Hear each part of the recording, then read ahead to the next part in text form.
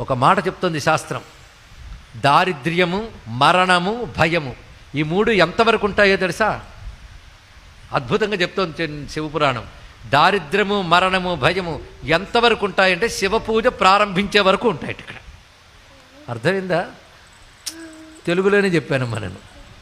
దారిద్ర్యం, మరణం, భయం ఎంతవరకు? శివపూజ ప్రారంభించే వరకే దారిద్ర్య మరణ భయాలు ఉంటాయి.